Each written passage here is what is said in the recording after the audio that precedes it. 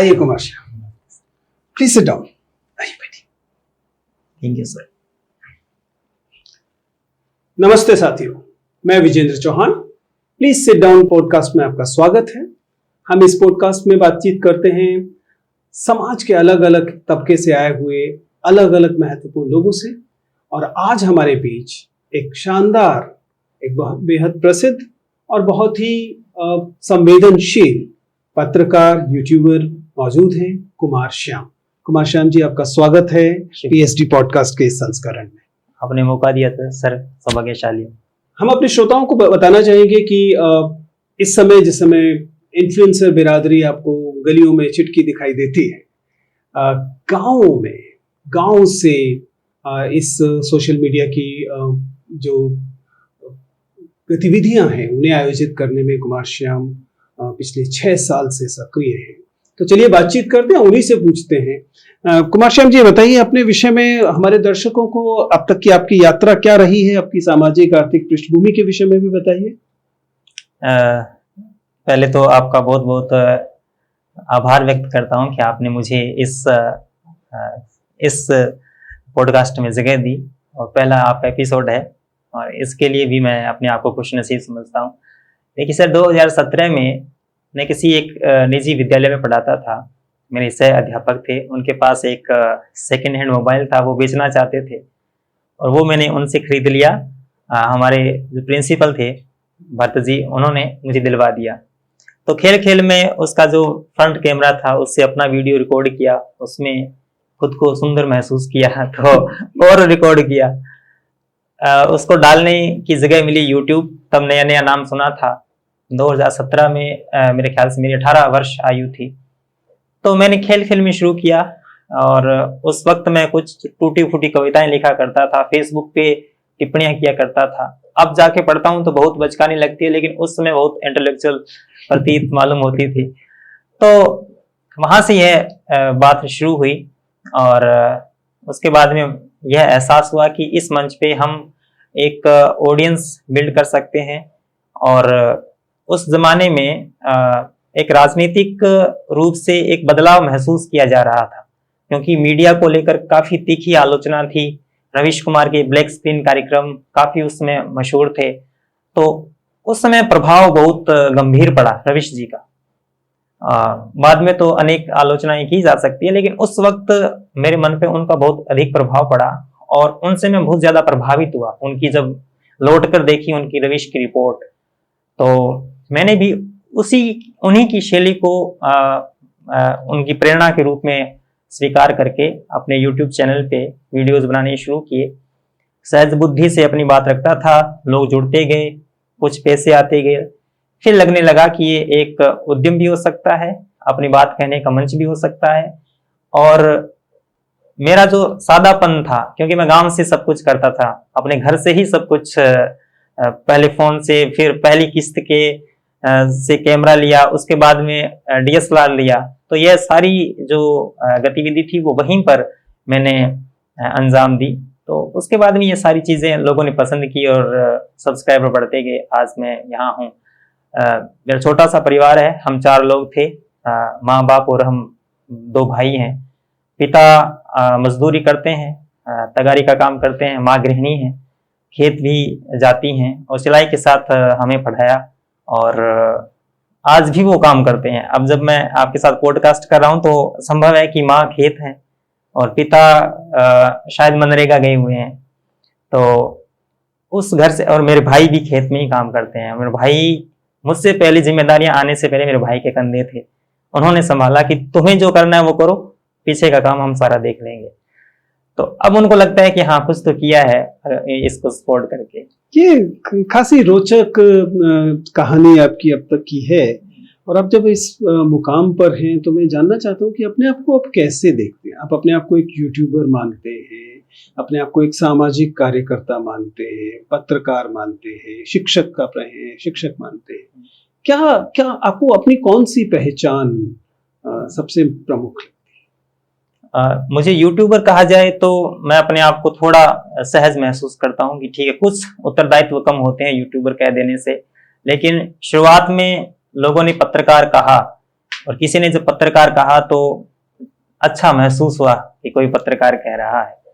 लोग पत्रकार भी कहते हैं, लेकिन पत्रकार कहलवाने के लिए बहुत कुछ जिम्मेदारियां होती हैं। संभव है कि मैं उनको नहीं निर्वहन कर पा रहा हूं, लेकिन मैं अपने आप को सबसे ज्यादा कंफर्टेबल यूट्यूबर कहलाने में हूं, क्योंकि मैं जो बात कहता हूं वह पत्रकारिता के पैमानों पर मुझे नहीं पता कि खरी उतरती है या नहीं उतरती है, लेकिन एक कंटेंट क्रिएटर के नाते मैं वह कर रहा हूं जो एक किया जाना चाहिए।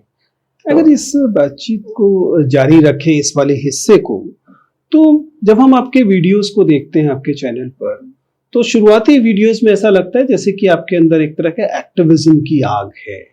ऐसा प्रतीत होता है कि आप सांप्रदायिकता के सवाल पर, जाति के सवाल पर, जातिगत शोषण के सवाल पर, कुछ मायनों में जेंडर और दूसरे पॉलिटिकल क्वेश्चंस पर काफी मुखर हैं, और उसे आप अपनी प्राथमिक कंटेंट के तौर पर रखते हैं। लेकिन बाद में ऐसा लगता है कि आपने इसमें कुछ दिशा परिवर्तन या डाइल्यूशन जैसा कोशिश की है, उसको कुछ लगता है कि उस पर आपका बलाघात थोड़ा कम हुआ है। क्या मेरा ये मानना सही है, या आपको लगता है कि नहीं ये अतिवादी निष्कर्ष? मुझे लगता है कि अतिवादी निष्कर्ष है, क्योंकि जाति के सवाल पर मेरी जो मान्यता थी वो मेरी यथावत है।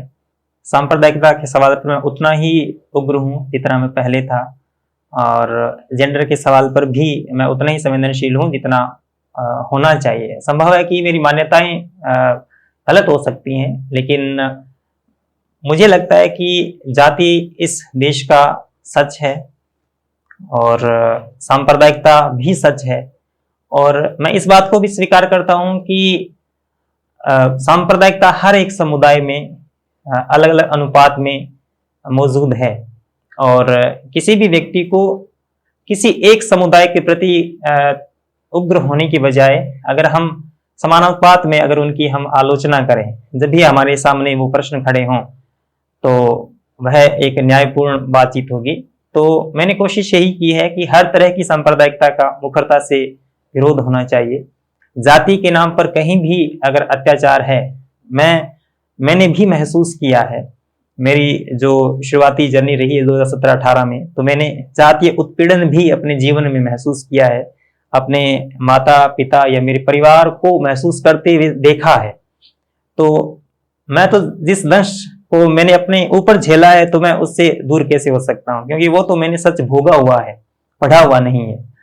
तो मेरी मान्यताएं वही हैं। लेकिन आपने जो सवाल पूछा है उसके पीछे पिछले कुछ वर्षों की एक चालाकी है। चालाकी क्या है? क्योंकि वो परसेप्शन बनाने की कोशिश है। जब भी कुछ खेमे हैं, उनकी बात को आप अगर कटाक्ष करते हैं, उनकी बात को चुनौती देते हैं, तो एक कैंसल कल्चर हमारे यहाँ विद्यमान है कि आपको इस खेमे से बाहर निष्कासित किया जाता है। जाति केवल एक ही तरह की नहीं है, जातियां अनेक रूपों में भी है। तो अस्पृश्य कर देने की कोशिश हुई है, लेकिन मुझे बिल्कुल भी संकोच कहने में नहीं है कि मैं जाति के सवाल पर भी उतना ही मुखर हूं। लेकिन जब आप ये कहते हैं कि इस देश की तमाम समस्याओं की जड़ मुसलमान है, तो मैं उसके खिलाफ हूं। जब ये कहा जाता है कि इस देश के अंदर हिंदू ही सांप्रदायिक है, तो मैं इस अति जो निष्कर्ष है इसके भी खिलाफ हूं। तो लेकिन आप देखते हैं सोशल मीडिया पे लोग खेमों में बंट चुके हैं। वो अपने अपने सच सुनना ही चाहते हैं, अपने अपने सच उनके हैं। जब तक आप उनकी बातों को तुष्ट कर रहे हैं, तब तक तो मैं स्वतंत्र पत्रकार हूं, अन्यथा मैं संघी हूं। और संघी वाले ये कहते हैं कि जब तक आप इस बात को कहते रहेंगे, तब तक तो आप वास्तव में राष्ट्रवादी हैं, अन्यथा आप लेफ्टिस्ट हैं। बिल्कुल, मतलब जाहिर है कि हम सब लोगों के अनुभव उससे जुड़ते हैं, इसलिए मैं उसे महसूस कर पा रहा हूँ। लेकिन जैसा आपने कहा कि एक बात होती है किताबों से, हम लोग विश्वविद्यालय के लोग हैं, हम लोग किताबों से इस चीज को पढ़ते हैं और पूरी ताकत के साथ क्लासरूम में कहने की कोशिश करते हैं। लेकिन आपने इसका जो रास्ता चुना है वो गांव वाला रास्ता है, वो उस किताबी तरीके से भी अलग है और किताबी अनुभव से भी अलग है। अगर हम इस बात को थोड़ा सा और आगे बढ़ाएं और आपसे जानना चाहें कि जब आप इस बात को कहने के लिए अपने मंच का इस्तेमाल करते हैं, तब ये किताबी बातचीत का कम होना, उस पॉलिश्ड भाषा का अपेक्षाकृत कम होना, एक तरह का गंवाई अनगढ़पन होना, आपको आई एम श्योर कि आपको बार बार लोगों ने बताया होगा कि आपकी बातचीत में दिखाई देता है। ये इसे आप अपनी शक्ति मानते हैं या आपको लगता है कि नहीं जी मैं तो ऐसा था तो इसलिए काम चला रहा हूँ, वैसे मैं भी चाहता कि उसी पॉलिश भाषा में बात करूं? देखिए सर, मेरी मान्यता ये है कि अगर मेरी भाषा में मेरी स्थानीयता झलकती है, मेरा देसीपन झलकता है, तो ये शर्म की बात तो नहीं है। बिल्कुल, क्योंकि कम से कम अपनी मिट्टी की खनक तो अपनी भाषा में होनी ही चाहिए। लेकिन इससे इतर यह भी मैं बात स्वीकारता हूँ कि किसी भी भाषा को कहने का ढंग, अपनी भाषा की गरिमा होती है, उसमें बोलने का रियाज तो होना ही चाहिए। मतलब इस बात पे इतराया नहीं जा सकता कि मैं वास्तव में खराब बोलता हूँ तो मैं खराब बोलता ही रहूंगा। मैं इस प्रवृत्ति का व्यक्ति नहीं हूँ। मैं चाहता हूँ कि मेरी भाषा निरंतर उत्तरोत्तर बेहतर होती रहे, लेकिन इस शर्म में मैं बिल्कुल नहीं हूँ कि मैं ऐसा क्यों बोलता हूँ। मेरी राजस्थानी मेरा लहजा है, वो झलकेगा ही निश्चित रूप से। आप यूपी से आएंगे तो आपका यूपीपन होना झलकेगा। वो इसलिए क्योंकि जब हम गांव में रहते हैं तो हम 24 घंटे हिंदी नहीं बोल पाते हैं, है ना। लोग कहते हैं क्यों अंग्रेजी बोल रहा हो, तो वो हम वहाँ हिंदी बोल के अंग्रेजी हो जाती है हमारी, तो हमें वहां पर राजस्थानी बोलना ही होता है। तो 24 घंटे जब आप अपनी भाषा बोलते हैं, मातृभाषा बोलते हैं, वीडियो के सामने आके सिर्फ आप 10 मिनट हिंदी बोलते हैं, तो यह मसला सारा रियाज का है। तो हम राजस्थानी ही बोलते हैं क्योंकि मैं गांव से हूं, तो वहाँ संभव नहीं है कि आप अपने माता पिता से, अपने साथी संगियों से हिंदी में बात करें। तो रियाज की कमी है। और मैंने उत्तरोत्तर अपनी भाषा को बेहतर किया है। अगर आप 5 साल 6 साल पहले की मेरी वीडियोस देखेंगे तो आप मानेंगे खुद कि हाँ, आपने काफी अंतर महसूस हुआ है मेरी भाषा में। तो मेरी ये शक्ति भी है क्योंकि मेरे देसीपन को लोग पसंद करते हैं, और मेरे अंदर यह सीखने की ललक भी है कि मैं अपनी भाषा को अच्छी करूं। इसी को, क्योंकि मैं तो कम्युनिकेशन का टीचर हूं, तो बार बार मन करता है कि उसी विषय में बात करें। तो भाषा में एक अनगढ़पन का आपने सटीक मतलब मैं सहमत हूं उस बात से। वजह बताई कि ऐसा क्यों। क्या आपको लगता है कि ये केवल भाषा में नहीं है, कुछ हद तक ये गैरवाचिक संप्रेषण में भी है? मसलन आप अपने हाथों को की मूवमेंट आपके उसमें काफी ज्यादा होती है, कब वीडियोस में भी मैंने देखा है। और यूं हम जर्नलिज्म की क्लास में बताते हैं कि ये आत्मविश्वास शायद विषय वस्तु पे कम आ रहा है, इसलिए हम ज्यादा हाथ चलाते हैं। मैं इंटरव्यूज में भी ये कहता रहा। क्या आपको लगता है कि गैरवाचिक संप्रेषण में भी ये अनपॉलिश्ड होना आपकी एक विशेषता है या नहीं? या आपको लगता है कि नहीं, अब आपने बताया सर इसे भी देखेंगे? मुझे स्वाभाविक लगती है। इसमें मैंने कुछ अतिरिक्त इसमें कुछ किया नहीं है और इसमें कुछ अलग से सीखा नहीं है। जैसा कि मैंने बिहाइंड द सीन हमने बात की कि मैंने पढ़ाई नहीं की है, न तो कम्युनिकेशन स्किल की पढ़ाई की है। हमने आपको मैंने कहा कि अपना मोबाइल लिया और बनाना शुरू कर दिया, लोगों ने पसंद किया, तो वह पसंद ही निरंतर आगे बढ़ती गई। तो एक विधिवत शिक्षा ली जाती है किसी भी। जैसे मैंने बहुत से साथियों से सीखा है कि शाम ड्रेसिंग कोड का विशेष ध्यान रखना चाहिए। वीडियो के सामने जब आए, आपके बाल अस्त व्यस्त होते हैं, इनको तो कम से कम स्वीकार कर लिया करो, संवार लिया करो। नीचे कमेंट बॉक्स आते हैं कि आप स को भी स बोलते हैं, श को भी सही बोलते हैं। तो इसको मैंने सीखा, बहुत से संतोष को संतोष बोलता था। अरे वाह, आप तो मतलब इस मामले में मुझसे बहुत आगे हैं, क्योंकि मुझे मेरे दोस्त लगातार बताते हैं। मैं दिल्ली के जाकिर हुसैन कॉलेज में पढ़ाता हूँ। जाकिर नहीं तो मैं जाकिर हुसैन कॉलेज में पढ़ाता हूँ। मेरे साथ बहुत प्यारे दोस्त मेरे आसपास उर्दू वाले हैं, और वे अक्सर मुझे बताते हैं कि तुम कैसे निखट व्यक्ति हो, ज और ज में अंतर नहीं कर पा रहे। और पीएचडी हूँ और उसके बावजूद मैं इस अंतर को आज तक कर नहीं पाया हूँ। तो आपने तो शाह साहब को ठीक कर लिया है, तो बड़ी उपलब्धि है। हाँ, तो वो धीरे धीरे सीख रहा था, अलग अलग हिस्सों में सीख रहा था, ड्रेसिंग भी सीख रहा था। अब हाथ हिलते हैं तो कुछ वीडियोस मैंने देखे यूट्यूबर्स के कि मतलब वीडियो को ज्यादा एंगेजिंग कैसे बनाएं, तो वो सलाह देते हैं कि आप जब हाथ हिलाते हैं तो लोगों का ध्यान हाथों पे जाता है। तो कुछ लोग वीडियो को ज्यादा देर तक देखते हैं। कभी शरारत मैंने ये की, कुछ वीडियोस में शरारत की है कि देखते हैं मतलब वो उसमें बढ़ता है क्या, उससे कोई असर नहीं हुआ। तो अब जब जो हाथ हिल रहे हैं ये स्वाभाविक है, इसमें कुछ लत मान सकते हैं। आपके तमाम वीडियोस देखे हैं, महिलाएं क्यों गायब हैं उसमें? मुझे नहीं पता। इसमें हो सकता है कि हम जिन विषय वस्तु को उठाते हैं उनमें महिलाओं का इंटरेस्ट कम हो। यह भी संभव हो सकता है कि दोष उन्हीं का है। मैं नहीं कहता कि दोष उन्हीं का है। हमें कुछ कमियां रही होंगी क्योंकि हम उनके जो मुद्दे हैं, उनसे जुड़े हुए जो मुद्दे हैं, संभव है कि हमारी वीडियोज में उनका अनुपात कम हो। तो गेस्ट्स में महिलाएं कम हैं। मैंने कोशिश की है बहुत से महिलाओं को बुलाने की, जैसे ज्योति यादव प्रिंट की जर्नलिस्ट हैं, उनको मैंने बुलाया, और साक्षी जोशी पत्रकार हैं, हाँ, उनको भी मैंने बुलाया। तो मैंने कोशिश की है उनको अप्रोच करने की, आर्टिस्ट को भी, लेकिन वो आती भी हैं। कुछ महिलाओं को अपनी मजबूरियां होती हैं, वो उपलब्ध नहीं हो पाती हैं। तो मैं समानांतर सभी को ही आमंत्रित करता हूँ, बातचीत करता हूँ। तो ऐसा नहीं है कि उनसे मेरा कोई वैसा बिहेव है। मैं कोशिश करता हूँ वो मेरे कार्यक्रम में आए, अपनी बात रखें, मैं संवाद करना चाहता हूँ। परशुराम, अब आप एक लोकप्रिय पत्रकार हैं, यूट्यूबर हैं, और हमने देखा देश में यूट्यूबर्स की अपनी एक अब कम्युनिटी खड़ी हुई है, इन्फ्लुएंसर की एक बाकायदा कम्युनिटी है।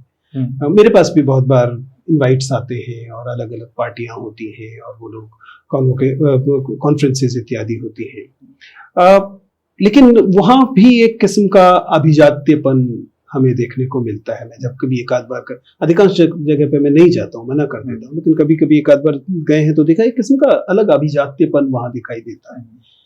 आप अपने आप को इस इन्फ्लुएंसर कम्युनिटी और इस ग्लैमर में कैसे जोड़कर देखते हैं? आपको लगता है कि आप इसके सहज हिस्से हैं या आप इससे बचने की कोशिश करते हैं? अब तक क्या स्थिति है? मैं बचने की कोशिश करता हूँ।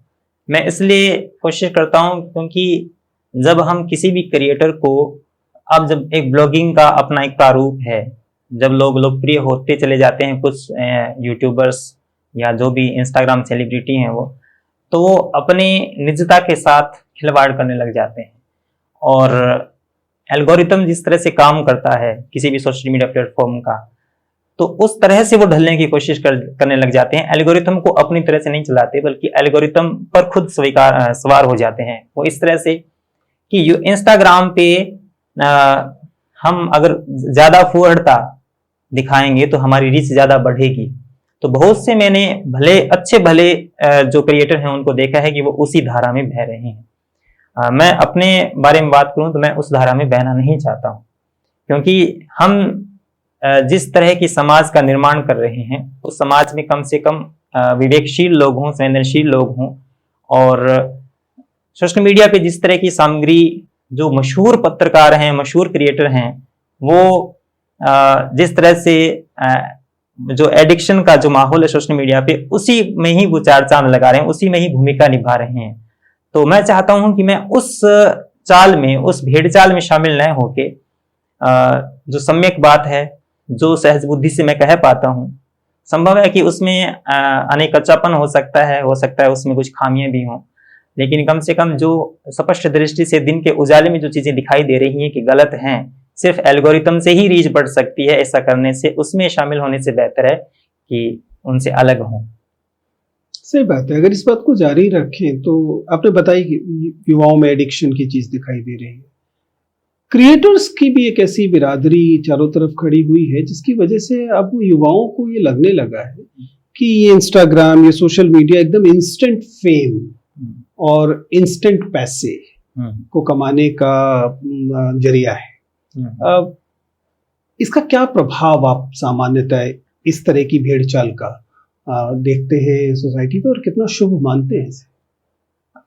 मैंने जब यह अपना शुरू किया, मेरे गांव में मैं इकलौता यूट्यूबर था और मेरे जो साथी हैं उन्होंने भी अपना यूट्यूब शुरू किया। तो जब उससे पैसे आने लग गए तब बहुत से परिजनों ने कहा कि हमारे बच्चे को भी आप जो काम कर रहे हैं वो सिखाएं। बहुत से लड़कों ने भी, बहुत से मैसेजेस आते हैं कि हम यूट्यूब चैनल बनाना चाहते हैं। वो कहते हैं कि पैसे कब आने शुरू हो जाते हैं। तो किसी भी, जैसे यूट्यूबिंग मैं खुद कर रहा हूँ, बुरी चीज नहीं है, की जानी चाहिए, हम सब लोग ही इस माध्यम का इस्तेमाल कर रहे हैं। महत्वपूर्ण ये है कि हम इस मंच पे आके समाज को दे क्या रहे हैं। प्राथमिकता रुपए है या फिर अपना कंटेंट है, अपनी बात है, हम जो सिखा रहे हैं वह महत्वपूर्ण है या फिर हम पैसे के लिए आ रहे हैं। तो यहाँ पर प्राथमिकता महत्वपूर्ण हो जाती है। तो जितने भी लड़के मेरे पास आए उनमें प्राथमिकता मैंने रुपए की देखी कि यूट्यूब पे आए, व्यूज आए और हमें पैसे मिलेंगे। हम लोगों को क्या देंगे? 10 मिनट का वीडियो कोई व्यक्ति हमारा क्यों देखेगा? हमें 20 मिनट कोई दे रहा है अपने जीवन के महत्वपूर्ण, क्योंकि आजकल अटेंशन की बहुत कीमत है, और वो अगर 10 मिनट हमें दे रहा है तो क्यों दे रहा है, हम उसको क्या दे रहे हैं, इससे अधिक उस चर्चा का विषय नहीं है ये। अब विषय ये है कि डॉलर कितने आते हैं।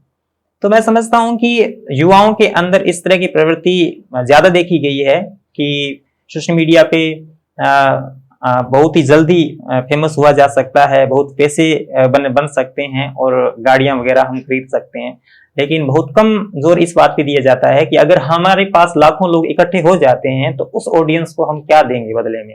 बहुत अहम बात बोली है श्याम जी आपने। मतलब मुझे याद आता है कि जब मैंने अपना एक वीडियो का जब एनालिटिक्स देखे और उसमें मुझे पता लगा कि मेरे इस वीडियो को वॉच आवर्स जब हम देखते हैं तो उस वीडियो को कुछ 10-12 हजार घंटे देखा गया। शुरुआती बात है, और मुझे ये बात एक शॉक की तरह लगी। मतलब मैं इससे आघात जैसा महसूस किया कि आखिर मेरे जीवन में ऐसा क्या है या मेरी बात में ऐसा क्या है कि इतने हजार घंटे जब मैं उसे दिनों में और उसके बाद सालों में कन्वर्ट करता हूं तो डरावना लगता है कि कोई व्यक्ति, अगर मान लीजिए एक व्यक्ति की जिंदगी मान ली जाए तो मेरी जिंदगी में क्या है कि मैंने उसकी जिंदगी के 10 साल या 8 साल छीन लिए, ऐसा मेरे संदेश में क्या है। और ये मतलब मुझे गैर जिम्मेदार बात लगी। मुझे लगा कि नहीं, मेरे पास मेरी विषय वस्तु में ऐसा कुछ होना चाहिए जिस वजह से मैं किसी व्यक्ति से उसका समय मांगू, क्योंकि उसका समय कीमती है। और उसी बात को आपने एक भिन्न तरीके से कहा और मुझे ये बात बहुत जुड़ाव वाली महसूस हुई। अब तक की आपकी यात्रा को अगर आप देखें तो जाहिर है कि सिर्फ मीठे अनुभव तो होंगे नहीं, खट्टे होंगे, कड़वे होंगे। क्या क्या महत्वपूर्ण चरण और पड़ाव हैं और क्या वो अनुभव हैं एज अ यूट्यूबर जो आपको लगता है कि वो मेंशन किए जाने वाले हैं, उन्हें बताया जाना चाहिए? मैंने इस काम को जब आरंभ किया तो मुझ पे दबाव था नौकरी का, क्योंकि मध्यम वर्गीय परिवारों में परिजनों का एक ही स्वप्न होता है कि बच्चा नौकरी लग जाए, चाहे कुछ भी करे, कम से कम वो फिक्स सैलरी आती रहे, जीवन चलता रहे। उसमें मेरा प्रयोग ये था कि मैं संभव है, अभी तो मेरा जीवन बहुत ही कम है, अभी मैं कोई संकल्प लेके कोई निर्णय नहीं सुनाना चाहता, लेकिन उस वक्त मैंने कहा, चाहे कच्ची उम्र में कहा, चाहे बोधता में कहा कि मैं नौकरी नहीं लगूंगा, मैं अपना काम करूंगा। और अपने काम में मैंने उस वक्त ये सोचा था कि मुझे पत्रकारिता करनी है, टीवी पर जाना है। यूट्यूब आया तो वह जो मोह था वो टूटा, यूट्यूब पे ही अपना यह बनाया। शुरुआत जब की तो मेरे विचार काफी उस वक्त हो सकते हैं कि उसमें भावुकता ज्यादा थी, तथ्य कम थे, और स्वाभाविक है कि किसी भी वैचारिक विकास क्रम में यह संभव है कि शुरुआत में कोई बच्चा है वो ज्यादा भावुकता के साथ ही बोलेगा। तो मैं भी बोलता था। गांव में बहुत तीखा विरोध हुआ, तीखा इस सेंस में कि पूरा गांव एक तरफ, मैं एक तरफ। तो उस लड़ाई को भी पार किया, डर भी लगा कि क्या कर रहा हूं मैं, लेकिन भीतर से लग रहा था कि मैं तो सही कह रहा हूं। उसके बाद में जब कैमरे पे था तो कमेंट्स में लोगों की बातें प्रभावित करती थी। भाषा को लेकर लोगों का कटाक्ष था, वहां तक सहन योग्य बात थी। उसके बाद में बॉडी शेमिंग को लेकर भी काफी कमेंट्स आए, तो उस चीज ने बहुत ज्यादा प्रभावित किया कि ये क्या हो रहा है, ऐसा क्या है हम में, क्योंकि उतना मैच्योरिटी थी नहीं। तो कुछ जीवन में ऐसे कदम उठाए जिससे कि हेल्थ को लेकर काफी बड़े गंभीर इश्यू हुए मुझे, कि बॉडी शेमिंग नहीं की जानी चाहिए, इससे मुझे पार पाना है। तो कुछ ऐसे काम किए जिसकी वजह से खुद को नुकसान पहुंचा। तो ये कुछ कड़वे अनुभव हैं जिनसे युवाओं को सतर्क रहना चाहिए। हम जैसे हैं वैसे श्रेष्ठ हैं और विशिष्ट हैं। तो ये बातें हैं जो महत्वपूर्ण हैं। उसके बाद में YouTube इस यात्रा ने ऐसे स्वप्न मेरे पूरे किए जो मैंने कभी स्वप्न में नहीं सोचे थे कि ऐसा भी होगा। अब जो भी मैंने कमाया है YouTube की ही देन है। मैंने अपने घर में जो भी दिक्कतें थी, सामान्य सी बात है, मेरी अकेले की नहीं, करोड़ों युवाओं की ऐसी ही दिक्कतें हैं, कोई विशेष नहीं है, लेकिन थी। इस यात्रा, इस YouTube ने, इस काम ने उस तमाम चीजों को ढक दिया। नए सिरे से जीवन को देखने की एक दृष्टि मिली, और आप जैसे लोगों से राब्ता हो रहा है तो सिर्फ और सिर्फ YouTube की वजह से। बहुत बहुत शुक्रिया श्याम, अब तक आपने बातचीत की। दो एक छोटे छोटे जैसे हम रैपिड जैसे सवाल कहते हैं वो आपसे बात करेंगे। 10 मिनट रवीश के साथ क्या बात करेंगे? रवीश जी से सीखूंगा कि उनकी भाषा का जो सौंदर्य शास्त्र है, उन्होंने कैसे इजाद किया, उनसे मिलने की बहुत बड़ी इच्छा है और उनसे मेरा रागात्मक संबंध है। हो सकता है कि मेरी 10 आलोचनाएं हों उनसे, लेकिन जब हम बचपन से किसी व्यक्ति को देखते हैं लगातार, तो जब उन्होंने एनडीटीवी छोड़ा तो ऐसे मतलब एक नायक है जो पृष्ठभूमि में जा रहा है ऐसा लगा। तो रवीश जी से वही बात करूंगा कि पहले तो वो बात करूंगी हम आपसे कैसे जुड़े, कैसे आपको देख देख के हम यहाँ आए और आज हम आपकी आलोचना कर रहे हैं। आपने कहा ना सवाल पूछना चाहिए, तो हम आपसे सवाल है हमारे वो हम पूछेंगे। चलिए रवीश, याद रखिएगा, मैं अगली बार मिलूंगा तो बताऊंगा कि आपके प्रशंसक आपकी आलोचना करने के लिए आपसे मिलना चाहते हैं। ये बताइए कि अगर आपको तय करना हो कि आपको जीवन का अंतिम इंटरव्यू लेना है और आपके पास खुली छूट है, किसका ले सकते हैं, किसका लेंगे? पूरी दुनिया। बहुत मुश्किल है इस प्रश्न का उत्तर। दरअसल मैं आपको बताता हूं कि हम जीवन में कुछ व्यक्तियों से मिलने की इच्छा पालते हैं। बचपन में कुछ लोग होते हैं, फिर लड़कपन में, किशोरावस्था में आते हैं तो वो चेहरे बदलते जाते हैं। तो मेरे जीवन में 4 ऐसे व्यक्ति थे जिनसे मैं मिलना चाहता था। शुरुआत में महेंद्र सिंह धोनी, दूसरे थे योगेंद्र यादव, तीसरे थे कुमार विश्वास। कुमार विश्वास का जो कुमार है वो मेरे नाम में भी आप देख सकते हैं। आप देखिएगा कि मैं कितना उनसे प्रभावित था। बाद में कुछ चीजें मंदम हो जाती है, कुछ तीव्र रहती हैं, और सोशल मीडिया के जमाने में आने के बाद में एक व्यक्ति का नाम और जुड़ा, और डॉक्टर विकास दिव्य कीर्ति। तो 4 व्यक्ति हैं, एक से मैं मिल चुका, 3 अभी बाकी हैं, कुमार विश्वास, महेंद्र सिंह धोनी और विकास दिव्य कीर्ति। तो निश्चित रूप से मैं आखिरी अगर इंटरव्यू मुझे आज कहा जाए कि आप लें तो महेंद्र सिंह धोनी का लेना चाहूँ। और अगर इतिहास से लेना हो तो? इतिहास से महात्मा गांधी। Why not Ambedkar? अम्बेडकर से डर लगता है। महात्मा गांधी बहुत उनसे लिया जा सकता है इंटरव्यू, लेकिन अम्बेडकर मेरे बहुत प्रेरणा स्रोत व्यक्ति हैं।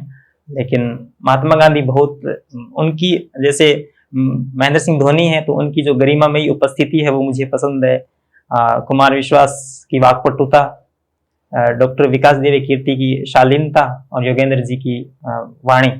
तो उसी तरह से मुझे ऐसे व्यक्तित्व ज्यादा प्रभावित करते हैं जो बहुत ही शांत हो, उनके इर्द गिर्द ओरा हो, गरिमा हो। तो महात्मा गांधी हमारी ऐतिहासिक प्रतिमा है जिनसे हम सारे होके गुजरते हैं।